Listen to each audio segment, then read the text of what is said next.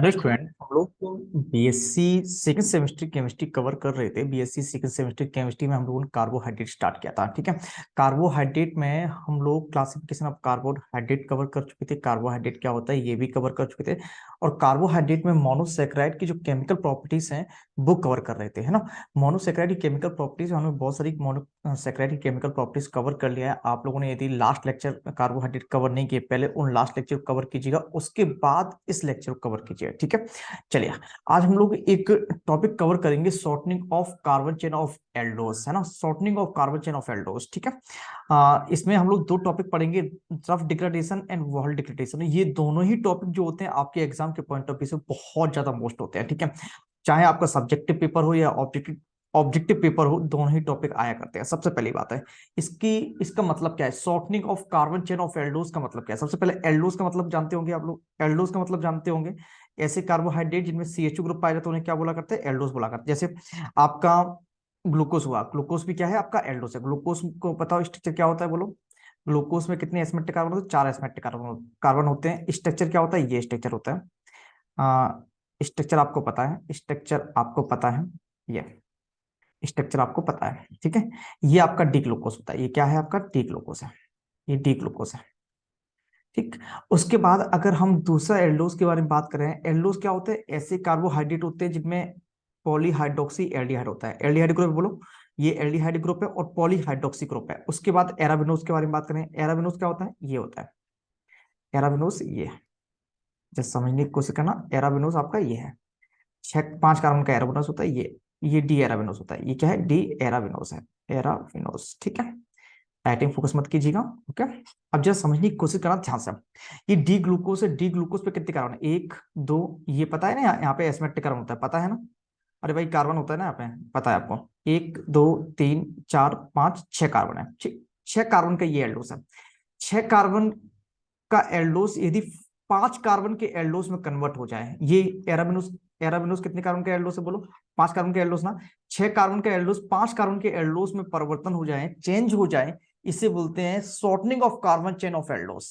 Shortening of carbon chain of Eldhose मतलब कहने का मतलब ये है, हाइयर एल्डोस का लोअर एल्डोस में कन्वर्जन, हाइयर एल्डोस का लोअर एल्डोस में conversion shortening of carbon chain of Eldhose कहलाता है।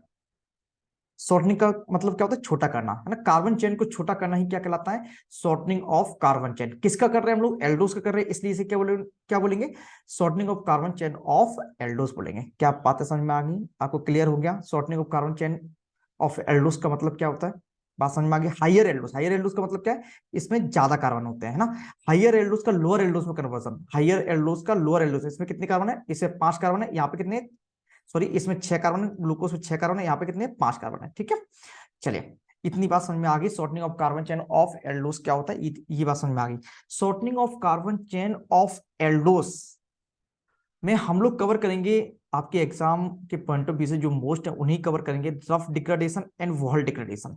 जिसमें रफ डिग्रेडेशन बहुत ज्यादा आता है और लास्ट ईयर तो वॉल डिग्रेडेशन भी पूछा गया था। ठीक है। तो हम लोग रफ डिग्रेडेशन को पहले कवर करें।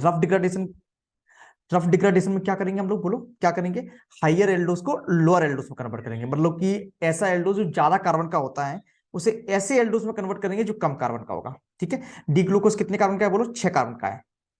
इसे कहाँ कन्वर्ट कर सकते हैं, डी एराबिनोस में। अगर हम ऐसा कोई प्रोसेस करते हैं जिसमें डी ग्लूकोज को डी एराबिनोस में कन्वर्ट करते हैं, डी ग्लूकोज को डी एराबिनोस में कन्वर्ट करते हैं, उसे हम रफ डिग्रेडेशन बोला करते हैं। बात समझ में आ रही ना आपको। ऐसी कोई प्रोसेस या फिर डिग्रेडेशन में, फिर समझने की कोशिश करना ध्यान से। रफ डिग्रेडेशन में क्या करेंगे, डी ग्लूकोज को डी एराबिनोस में कन्वर्ट करेंगे, मतलब 6 कार्बन के एल्डोस को 5 कार्बन के एल्डोस में कन्वर्ट करेंगे, rough degradation and wall degradation में। बात समझ में आ रही है आपको। चले, अब हम बात करते हैं रफ डिग्रेडेशन की। ठीक है। हम इसे मिटाते हैं, उसके बाद रिएक्शन को सॉल्व करते हैं। जब फिर से समझ लेना ध्यान से, रफ डिग्रेडेशन क्या करते हैं, डी ग्लूकोज को डी एराबिनोस में कन्वर्ट करेंगे। चलो, रफ डिग्रेडेशन की प्रोसेस को समझते हैं, हम इसे मिटाते हैं। ठीक है। डी ग्लूकोज का स्ट्रक्चर आपको पता चल गया होगा और डी एराबिनोस का स्ट्रक्चर भी मैंने आपको बता दिया। ठीक है। दूसरे कार्बन का OH, OH लेफ्ट साइड में, बाकी सब राइट साइड में। ठीक। अब हम बात करते हैं रफ डिग्रेडेशन। रफ डिग्रेडेशन में, चलो हम इसे वॉल डिग्रेडेशन को बिठाते हैं, इसीलिए नेक्स्ट लेक्चर में कवर करेंगे, पहले हम रफ डिग्रेडेशन को कवर करते हैं। ठीक है। जब समझने की कोशिश करना ध्यान से, ध्यान से समझना। रफ डिग्रेडेशन में होता क्या है, सबसे पहले हम लोग रफ डिग्रेडेशन द्वारा क्या करेंगे, डी ग्लूकोज को डी एराबिनोस में कन्वर्ट करेंगे, डी एराबिनोस में कन्वर्ट करेंगे, एराबिनोस में कन्वर्ट करेंगे। ठीक है, डी ग्लूकोज का स्ट्रक्चर आपको पता होगा क्या होता है, C H O H H O H H, उसके बाद दो एस्मेटिक कार्बन ओ और होंगे, ओ एच। ये सब चीजें आपको पता होंगी, स्ट्रक्चर आपको माइंड में सेव होंगे, इतनी बार बनाया ना, इतनी बार समझाया आपको, स्ट्रक्चर माइंड में सेव हो गया होगा। अब इस डी ग्लूकोज है, ये डी ग्लूकोज का स्ट्रक्चर, इस कार्बन को हटा दो, इस कार्बन को हटा के सी एच ओ लगा दो, जस्ट समझने की कोशिश करना, सी एच ओ, उसका देखो O H H H O H O H H और C H two O H. अगर ये स्ट्रक्चर आ जाए उसे बोलते हैं डी एराबिनोस। ये क्या है, डी एराबिनोस, ये क्या है, डी ग्लूकोज। इसको मुझे इसमें कन्वर्ट करना है, किसके द्वारा, रफ डिग्रेडेशन के द्वारा। ठीक है, तो रफ डिग्रेडेशन का यूज तो आप समझ में आ गया होगा कि रफ डिग्रेडेशन द्वारा हायर एल्डोस को लोअर एल्डोस में कन्वर्ट किया जाता है, ज्यादा कार्बन वाले एल्डोस को कम कार्बन वाले एल्डोस में कन्वर्ट किया जाता है रफ डिग्रेडेशन के द्वारा। क्लियर हो गया इतना? चले, रफ डिग्रेडेशन की प्रोसेस को समझते हैं, सबसे पहले रिएक्शन को समझते हैं, उसके बाद मैकेनिज्म को समझते हैं। क्लियर है इतना? चल देखो जरा, रफ डिग्रेडेशन होता क्या है, इससे हम यहाँ पे कर देते हैं। ठीक है, रफ डिग्रेडेशन में होता क्या है, सबसे पहले हम लोग हायर एल्डोस ले लेंगे, हायर एल्डोस में क्या ले लेंगे, ग्लूकोज ले लेंगे, ग्लूकोज ले लेंगे। हायर एल्डोस में हम लोग ने क्या ले लिया, ग्लूकोज ले लिया।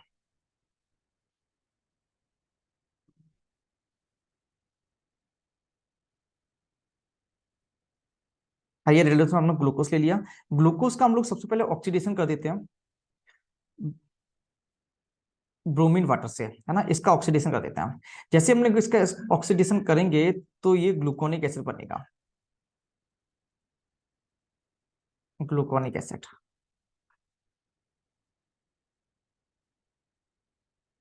ठीक है, C H two O H. जैसे हम लोग ग्लूकोनिक एसिड का रिएक्शन कराते हैं कैल्शियम हाइड्रोक्साइड से, कैल्शियम हाइड्रोक्साइड से, तो ये कार्बोक्सिलिक एसिड है। अगर ये कार्बोक्सिलिक एसिड है, कैल्शियम हाइड्रोक्साइड से रिएक्शन कराएंगे इसकी, तो कैल्शियम सॉल्ट बनता है। कैल्शियम सॉल्ट बनता है किसका, किसका कैल्शियम सॉल्ट बनता है बोलो, कैल्शियम सॉल्ट बनेगा ग्लूकोनिक एसिड का। अरे भाई, किसी भी कार्बोक्सिलिक एसिड की रिएक्शन हम करा देते हैं कैल्शियम हाइड्रोक्साइड से, तो कैल्शियम सॉल्ट बनेगा। देखना बिल्कुल वही स्ट्रक्चर मैंने लिखा है, देखो वही स्ट्रक्चर लिखा है, बिल्कुल सेम लिखा है, देखो बस एच यहां से हटा देते हैं तो कार्बोक्सिलिक आयन बना देते हैं। ये कार्बोक्सिलिक आयन बन गया, यहाँ पे नेगेटिव चार्ज आएगा। इसकी वैलेंसी एक होती है कार्बोक्सिलिक आयन की, और कैल्शियम की वैलेंसी कितनी होती है, दो होती है। कैल्शियम, है ना, calcium salt of gluconic acid का फॉर्मेशन हो जाता है, calcium salt of gluconic acid का फॉर्मेशन हो जाता है। समझने की कोशिश करना। उसके बाद हम लोग ऑक्सीडेशन करते हैं H2O2, H2O2 in presence of Fe+3।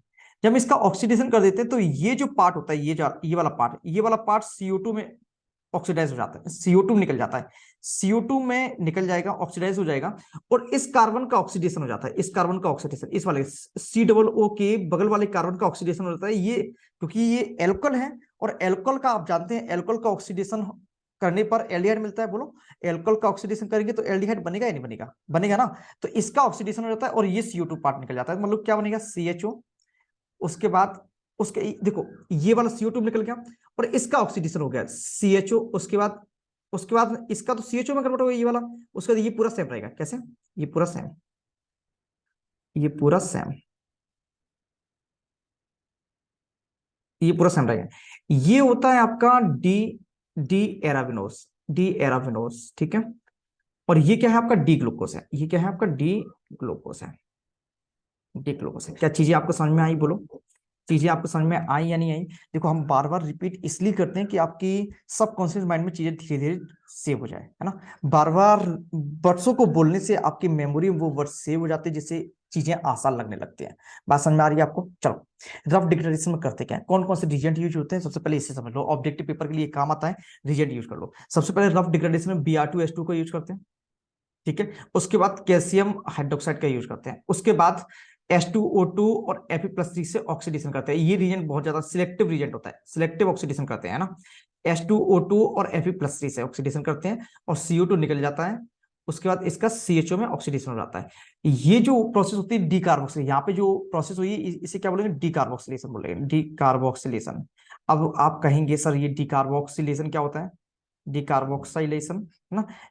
किसी भी रिएक्शन में CO2 को निकलना क्या कहलाता है, किसी भी कंपाउंड से CO2 को निकलना क्या कहलाता है, डिकार्बोक्सिलेशन कहलाता है। फिर से सुने, किसी भी कंपाउंड से CO2 को निकलना क्या कहलाता है, डिकार्बोक्सिलेशन कहलाता है। बात समझ में आ गई? चलो बताओ, रफ डिग्रेडेशन क्या होता है, बोलो।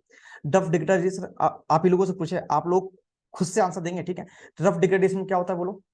मतलब हायर एल्डोस को लोअर एल्डोस में कन्वर्ट करते हैं, बिल्कुल करते हैं। हायर एल्डोस को लोअर एल्डोस में कन्वर्ट करते हैं, मतलब डी ग्लूकोज को किस में कन्वर्ट करते हैं, डी एराविनोस में कन्वर्ट करते हैं। डी ग्लूकोज कितने कार्बन का होता है, 6 कार्बन का। डी एराविनोस कितने कार्बन का होता है, 5 कार्बन का होता है। बात समझ में आ गई? 6 कार्बन के एल्डोस को 5 कार्बन के एल्डोस में कन्वर्ट करने की प्रोसेस को हम लोग shortening of carbon chain of Eldhose बोला करते हैं। Shortening of carbon chain of Eldhose किसके द्वारा किया जा सकता है, रफ डिग्रेडेशन के द्वारा किया जा सकता है, और वॉल डिग्रेडेशन के द्वारा किया जा सकता है। ठीक है, तो रफ डिग्रेडेशन प्रोसेस समझ में आ गई आपको। सबसे पहले क्या किया मैंने, डी ग्लूकोज का ऑक्सीडेशन किया, किसमें, बोलो किसमें किया मैंने, gluconic acid. D gluconic acid है, डी ग्लूकोनिक एसिड है, ठीक है। डी ग्लूकोनिक एसिड में कन्वर्ट किया। उसका डी ग्लूकोनिक एसिड से हमने कैल्शियम सॉल्ट बना लिया। ये calcium salt of D gluconic acid, यहाँ पे लिखा था calcium salt of D gluconic acid है। उसके बाद हमने इसका ऑक्सीडेशन करा दिया। ऑक्सीडेशन याद रखना किस रीजन से कराते हैं, H2O2 इन प्रेजेंस ऑफ, बोलो H2O2 इन प्रेजेंस ऑफ, बोलो जरा बोलो, H2O2 in presence of Fe+C। इसका ऑक्सीडेशन करा देंगे तो ये CO2 निकलेगा, इसका ऑक्सीडेशन होगा CHO, है ना। और डी एराबिनोस को क्या, ये जो रिएक्शन लिखी होती है ये आपकी बुक्स में लिखी होती है, ये आपकी बुक्स में इतनी लिखी होती है। उसके बाद टीचर्स भी आपके जो कॉलेज में पढ़ाते हैं ना, बहुत सारी तो कोचिंग में बस इतना ही बता दिया जाता है, हो सकता है उन्हें भी प्रॉब्लम होती हो, है ना। चलो, इतना तो आपको बता दिया जाता होगा, इतनी प्रोसेस तो बता, लेकिन इसके आगे वाली प्रोसेस नहीं बताई जाती है। मतलब इसकी मैकेनिज्म, ये जो मैकेनिज्म है ये वाली, इससे ये कैसे कन्वर्जन हुआ, इससे ये कैसे बना, ये आपको आज तक समझ में नहीं आया होगा, है ना। रटने की कोशिश कर रहे होंगे या फिर आपको रटाने की कोशिश कर रहे होंगे टीचर्स, ठीक है। चलो, इस ये वाली स्टेप को हम लोग आज समझते हैं, ठीक है। आप लोग को एक भी चीज हम आपको नहीं रटाएंगे, ये बातें हैं। केमिस्ट्री आपको आएगी यदि आप बहुत अच्छे से पढ़ते हैं, यदि मुझे फॉलो करते हैं, ठीक है। चले, इतनी रिएक्शन आपको समझ में आ गई, हम इसे मिटा दें, यस हम इसे मिटा देते हैं, हम इसे मिटा देते हैं, ठीक है। जस्ट समझने की कोशिश करना, इसकी मैकेनिज्म देखते हैं, रफ डिग्रेडेशन की मैकेनिज्म को। इसे हम मिटा देते हैं। अगर आपको ये बोरिंग लगता हो मिटाना, तो आप थोड़ा सा मुझे आगे बढ़ा दीजिए 10 सेकेंड, है ना। वैसे भी चलो हटा दो इसे। आप ये रिएक्शन को अपने नोट्स में नोट कर लिया करें, ठीक है। और मेरी लैंग्वेज में जो हम बोलते हैं, अगर आपको हिंदी में नोट्स चाहिए तो आप मेरी टेलीग्राम ग्रुप पर जुड़ सकते हैं, ओके। क्योंकि हिंदी में कंटेंट बहुत कम मिलते हैं आपको टेलीग्राम पर, है ना, या यूट्यूब पर, तो मैं आपको हिंदी में नोट्स दे दिया करूंगा, ओके। मुझसे कांटेक्ट कर लीजिएगा, टेलीग्राम एक्सेस केमिस्ट्री के नाम से ही है, ओके। चलिए, जरा समझने की कोशिश करना ध्यान से। रफ डिग्रेडेशन की मैकेनिज्म कैसे होगी, चलो मैकेनिज्म को समझते हैं। इसकी ये मैकेनिज्म बहुत कम बुक्स में दी जाती है ना, तो आप लोग समझ लीजिएगा और अपने नोट्स में कर लीजिएगा, जिससे आपके नंबर अच्छे से आ सके, ओके। जब समझने की कोशिश करना, सबसे पहले हम लोग रफ डिग्रेडेशन में होता क्या है, ये जो H2O2 होता है, जिससे ऑक्सीडेशन क्या है, H2O2 in presence of Fe+3, ये फ्री रेडिकल में ब्रेक हो जाता है। फ्री रेडिकल कैसे, आपको पता है पेरोक्साइड बॉन्ड बहुत वीक होता है। पेरोक्साइड बॉन्ड जो होता है, पेरोक्साइड बॉन्ड का मतलब क्या है, ऑक्सीजन ऑक्सीजन जो बॉन्ड होता है वो वीक होता है, ठीक है। ये Fe+3 ये मेटल के प्रेजेंस में ये एक इलेक्ट्रॉन इधर शिफ्ट हो जाता है और एक इलेक्ट्रॉन इधर शिफ्ट हो जाता है, ठीक। यहाँ पे क्या होगा, HO फ्री रेडिकल होगा और HO फ्री रेडिकल। अब ये होमोलाइटिक क्लीवेज हुआ, कौन सा क्लीवेज हुआ, होमोलाइटिक क्लीवेज के द्वारा ही तो हम लोग फ्री रेडिकल बनाते हैं, बोलो पता है ना आपको। होमोलाइटिक क्लीवेज के द्वारा तो हम लोग फ्री रेडिकल बनाते हैं। तो ये कौन सा क्लीवेज हुआ, होमोलाइटिक। ये फर्स्ट सेमेस्टर पढ़ा है ना आपने, आपने बिल्कुल पढ़ा है, होमोलाइटिक क्लीवेज पढ़ा होगा ना, होमोलाइटिक क्लीवेज बिल्कुल पढ़ा होगा, जिससे फ्री रेडिकल बनते हैं, है ना। तो सबसे पहले स्टेप पे हम लोग फ्री रेडिकल का फॉर्मेशन हो जाता है। उसके बाद होता क्या है, आपको दिया गया है, क्या जरा समझने की कोशिश करना, आपको एक एल्डोज दिया गया, ठीक। आपको एक एल्डोज दिया गया है, सुनना, एक ही चीज समझना ध्यान से। पहली बार आपको शायद में चीजें क्लियर होंगी इस मैकेनिज्म से रिलेटेड, आपने क्लास में पढ़ी होगी, आपने कोचिंग पढ़ी होगी, पढ़ ली होगी, बस रट ली होगी, रट्टा मार लो, लेकिन आज आपको क्लियर हो जाएगी इसकी रफ डिग्रेडेशन की मैकेनिज्म। चलो देखो जरा, Br2 और H2 से रिएक्शन कराओ, Br2 और H2 से रिएक्शन कराओ, CHO किस में ऑक्सीडेशन हो जाता है, CHO किस में ऑक्सीडेशन हो जाता है, C-OH में, है ना। यहाँ पे H, यहाँ पर OH, यहाँ पे OH, यहाँ पर H, उसके बाद HOH, उसके बाद OH H और CH2OH, ठीक। अब जब समझने की कोशिश करना, ये कार्बोक्सिलिक एसिड ही तो है, COOH कार्बोक्सिलिक एसिड होता है। जैसे हम लोग इसको साल्ट बनाते हैं, मतलब कैल्शियम हाइड्रोक्साइड से रिएक्शन कराते हैं, सॉल्ट बनता है ये। अगर जैसे इसका सॉल्ट बनता है, ये कार्बोक्सिलेट सॉल्ट बनता है कैल्शियम का, तो हम लोग कैल्शियम सॉल्ट नहीं लिख रहे क्योंकि वो रिएक्शन में कवर कर चुके हैं, मतलब है ना। तो हम सिर्फ कार्बोक्सिलेट आयन लिख दे रहे हैं। बेस की प्रेजेंस में कोई भी कार्बोक्सिलिक एसिड जो होता है वो कार्बोक्सिलेट आयन में चेंज हो जाया करता है। बेस की प्रेजेंस में कोई भी कार्बोक्सिलिक एसिड जो होता है कार्बोक्सिलेट आयन में चेंज हो जाएगा। तो ये मैंने ये H हटाया और वो यहाँ पे नेगेटिव लगा दिया, ठीक है। ये कार्बोक्सिलेट आयन बन गया। अब सुनो, अब आगे की कहानी सुनो, है ना, कहानी सुनो, ठीक। ये नेगेटिव का मतलब 2 इलेक्ट्रॉन है, ठीक। अब जरा समझने की कोशिश करना, अब ये जो फ्री रेडिकल आएगा यहाँ से ये जो फ्री रेडिकल आएगा, ये जो फ्री रेडिकल आएगा, ये 1 इलेक्ट्रॉन ऐसे दे देगा, है ना। आपको पता है ना, कोई भी जो फ्री रेडिकल होता है, कोई भी फ्री रेडिकल जिस कंपाउंड से रिएक्शन करता है उसे फ्री रेडिकल में कन्वर्ट कर देता है। फिर सुनो, कोई भी फ्री रेडिकल किसी कंपाउंड पर अटैक करेगा, किसी कंपाउंड से रिएक्शन करेगा, उसे फ्री रेडिकल में कन्वर्ट कर देगा। जैसे OH माइनस जो सॉरी OH फ्री रेडिकल जो होगा, ये वाला फ्री रेडिकल अगर इससे रिएक्शन करेगा, ये एनाइन है ना, ये एनाइन है, कार्बोक्सिलेट आयन है, एनाइन है, तो इस एनाइन को भी फ्री रेडिकल में कन्वर्ट कर देगा। कैसे? 2 इलेक्ट्रॉन है, ये वाला इलेक्ट्रॉन यहाँ पे चला जाएगा, ये वाला जब इलेक्ट्रॉन यहाँ पे चला जाएगा तो 1 इलेक्ट्रॉन पहले से ऑलरेडी था, 1 इलेक्ट्रॉन इसे मिल जाएगा, तो ये एनाइन बन जाएगा। अरे भाई, अगर जैसे मान लेते, सुनो थोड़ा समझो ध्यान से, है ना, आप लोग सोचे क्या कह रहे हैं सर। यहाँ पे देखो, अगर ये Cl फ्री रेडिकल है, अगर इसे 1 इलेक्ट्रॉन दे दिया जाए तो Cl नेगेटिव बन जाएगा। क्लियर है इतना? अगर Cl फ्री रेडिकल है, अगर इसे 1 इलेक्ट्रॉन दे दिया जाए तो ये Cl माइनस बन जाएगा। क्लियर है? अगर Cl माइनस, देखो Cl फ्री रेडिकल से 1 इलेक्ट्रॉन दे दो तो Cl माइनस बन जाएगा। अगर किसी माइनस से या Cl माइनस से 1 इलेक्ट्रॉन ले लो तो वो फ्री रेडिकल बन जाएगा। बात समझ में आ रही है आपको? बोलो, बात समझ में आ रही है? आ रही है ना? बोलो जरा, आ रही है? बिल्कुल आ रही होगी, ठीक। चलो यहाँ पे आओ, इसे अगर हम मिटा दें तो बताओ जरा, चलो छोड़ो, रहने दो, समझने के लिए बना लेने दो, है ना। देखो, ये एनाइन है, अगर 1 इलेक्ट्रॉन यहां से ले ले OH फ्री रेडिकल तो ये फ्री रेडिकल बन जाएगा पूरा। अरे भाई, ये एनाइन था, यहां से 1 इलेक्ट्रॉन निकला, 1 इलेक्ट्रॉन ले लिया तो ये फ्री रेडिकल बन गया। ये एनाइन है, यहां से 1 इलेक्ट्रॉन निकलेगा तो ये एनाइन फ्री रेडिकल बन जाएगा, बिल्कुल बन जाएगा। कैसे बन जाएगा जरा देखो, ये कार्बन है, ठीक है, O फ्री रेडिकल, ठीक है, उसके बाद OH H OH H,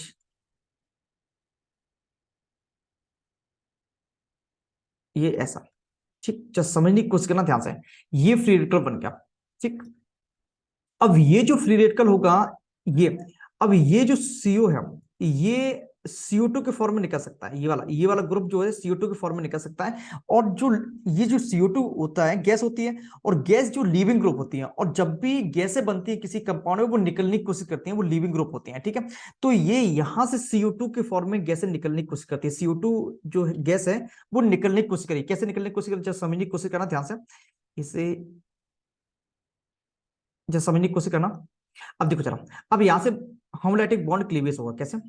जब समझने की कोशिश करना, ये इसकी प्रेजेंस में, इस फ्री रेडिकल की प्रेजेंस में ये क्या होगा, एक ऐसे बॉन्ड ब्रेक होंगे, ऐसे ऐसे, ठीक। अब जरा समझो, अब 1 इलेक्ट्रॉन यहाँ पे गया और 1 इलेक्ट्रॉन यहाँ पे आया, तो जब इलेक्ट्रॉन यहाँ पे जाएगा तो ये वाला इलेक्ट्रॉन पहले से प्रेजेंट है, ये वाला इलेक्ट्रॉन बॉन्ड बना लेंगे। कैसे? ये ऐसे, और यहाँ पे 1 इलेक्ट्रॉन आ गया, यहाँ पे 1 इलेक्ट्रॉन, अरे एक एक इलेक्ट्रॉन से कोवलेंट बॉन्ड बन जाता है, पता है ना। यहाँ पे CO2 निकल गया, ये CO2 निकल गया, ठीक है। ये CO2 निकल गया, बना क्या, बचा क्या, जैसे समझने की कोशिश करना, बचा क्या, ये CO2 जब निकल गया तो इस कार्बन, यहाँ पे एक फ्री रेडिकल है, यहाँ पे 1 इलेक्ट्रॉन आया, यहाँ पे 1 इलेक्ट्रॉन आया, मतलब कि यहाँ पे 1 इलेक्ट्रॉन है, यहाँ पे H, यहाँ पे OH, सुनना अच्छे से समझना, यहाँ पे OH, यहाँ पे, सही कर रहे हैं हम लोग, बिल्कुल कर रहे हैं सही, है ना। उसके बाद क्या है, H OH OH H और CH2OH। इतनी बात समझ में आ गई? ये फ्री रेडिकल है, ठीक है। अगर ये फ्री रेडिकल है तो फिर से देखो, एक फ्री रेडिकल यहाँ पे यूज हो गया, देखो 2 फ्री रेडिकल बने यहाँ पे, OH फ्री रेडिकल कितने हैं, 2 है ना। एक फ्री रेडिकल तो यूज हो गया था, अब एक फ्री रेडिकल और इससे रिएक्शन कर लेगा, और फ्री रेडिकल आपस में कंबाइन हो जाते हैं। फ्री रेडिकल आपस में क्या होते हैं, कंबाइन हो जाते हैं। जब भी फ्री रेडिकल आपस में कंबाइन होंगे तो क्या बने, देखो यहाँ पे फ्री रेडिकल है और यहाँ पर भी फ्री रेडिकल है, ये आपस में कंबाइन है, देखो जरा, पिक्चर कैसी आती है जरा समझने की कोशिश करना। हम इसे लाइन खींच रहे हैं, तो समझने की कोशिश करेंगे तो एक ही चीज समझ में आ जाएगी, ठीक है। ऐसी लाइन खींचती, ठीक। सुनना अच्छे से। यहाँ पे कार्बन है, यहाँ पे एच है, यहाँ पे ओ एच है, यहाँ पे ओ एच है, यहाँ पे एच, यहाँ पे O H, H, O H, उसके बाद क्या है, एच है, उसके बाद ओ एच है, उसके बाद C H two O H, ठीक है। मैंने तुरंत तिरछा लिख दिया, ओके। अब देखो एक कार्बन पे दो ओ एच कैसे होते हैं, अनस्टेबल होते हैं, पता है ना आपको। एक कार्बन पे दो ओ एच कैसे होते हैं, अनस्टेबल होते हैं। स्टेबिलिटी पाने के लिए ये H2 निकाल देते हैं, स्टेबिलिटी पाने के लिए ये H2 निकाल देते हैं। एक कार्बन पे दो ओ एच अनस्टेबल होते हैं, स्टेबिलिटी पाने के लिए H2 निकाल देते हैं और एल्डिहाइड में कन्वर्ट हो जाते हैं। कैसे, कैसे?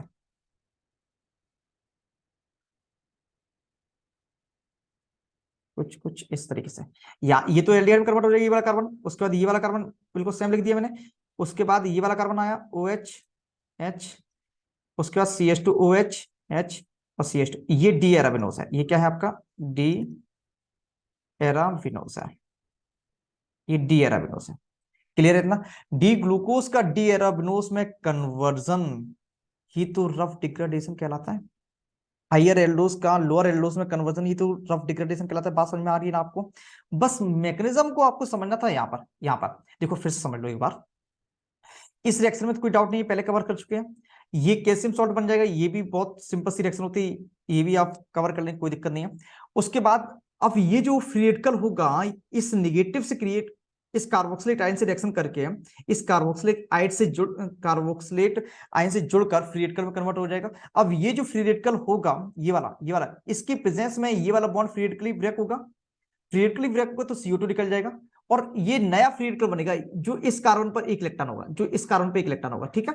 अब ये जो OH फ्री रेडिकल कहां से आया, यहां से आया। OH फ्री रेडिकल होगा वो इससे कंबाइन हो जाएगा। अब एक कार्बन पे दो OH है, H2 निकल जाएगा और फिर से एल्डोस बन जाएगा। जो 5 कार्बन का था इसे हम लोग क्या बोलेंगे, इसे ही हम लोग डी एराबिनोस बोलेंगे। तो रफ डिग्रेडेशन का प्रोसेस पूरा समझ में आ गया। अगर आपको एक बार में चीजें समझ में ना आए तो दोबारा देख लीजिएगा, आपको क्लियर हो जाएगा। और फिर भी समझ में ना आए तो आप टेलीग्राम ग्रुप पे जुड़ जाइएगा, मुझे SMS कर दीजिएगा, है ना। और दूसरी बात है, अगर फिर भी समझ में ना आए तो आप कमेंट कर दीजिएगा, मैं कोशिश करूंगा आपकी कमेंट पर रिप्लाई देने की, ठीक है, विद वीडियो लेक्चर, है ना। और दूसरी बात है, आप लोग सीक्वेंस से देखिएगा, आपकी एक एक डाउट क्लियर होंगे। ऐसी ऐसी बातें पता चलेंगी जो आपने अभी तक अपने क्लास में नहीं सीखे होंगे। क्लियर है इतना। चलिए मिलते हैं नेक्स्ट लेक्चर में। नेक्स्ट लेक्चर में हम लोग देखो, इस लेक्चर में तो रफ डिग्रेडेशन कवर कर लिया, नेक्स्ट लेक्चर में वॉल डिग्रेडेशन को कवर करेंगे। ओके, चलिए मिलते हैं नेक्स्ट लेक्चर में।